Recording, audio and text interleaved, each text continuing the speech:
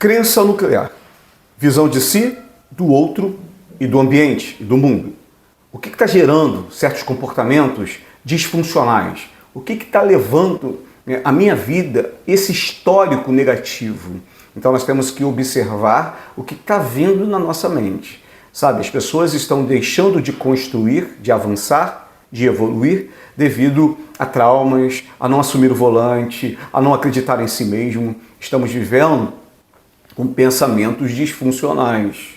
Precisamos mudar, ressignificar, transformar, fazer com que esses pensamentos, que não são reais, porque acontece uma situação em que não deu certo devido às variáveis, às intempéries, às dificuldades, e aí a gente acredita que aquilo nunca mais vai dar certo.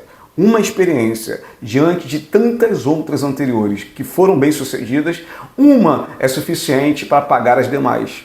Sabe, o ser humano é assim. Se você colocar 10 contas no quadro, dentro de uma sala de aula com 40 alunos, a maioria absoluta vai observar apenas o erro. De 10 contas, se tiver uma errada, as pessoas olharão a errada ao invés das 9 contas certas. A tendência natural do ser humano é olhar para o errado, é olhar para o negativo. E nós temos que mudar isso. Nós temos que ter uma visão mais positiva, uma visão da felicidade, da resiliência, da autoaceitação, de seguir e vencer. Se você continuar olhando como você está, olhando com essa amplitude, que não é nem uma amplitude, é uma baixitude, se existe esse termo, né? Você está regredindo, você está recuando, você está olhando para trás, ao invés de olhar para frente. Acredite em você. Acredite que no passado deu certo, porque não daria agora. Comece a olhar, né, para a sua história de vida, de superação, de lutas, de desertos, mas também de crescimento, de experiências boas. Você conseguiu fazer um curso, você conseguiu terminar a faculdade, você construiu uma família. Então, todas essas experiências são experiências importantes, são experiências positivas e que você pode, através dela, ter uma base, um alicerce para continuar. Se você atrair os pensamentos que não são benéficos, que não auxiliam, que não te ajudam dentro da sua caminhada diária, você vai regredir. Você está percebendo, então, diante disso, que você não está avançando como antes. Às vezes a gente fica sem base. Nós começamos a usar bengalas, até na fala, percebe?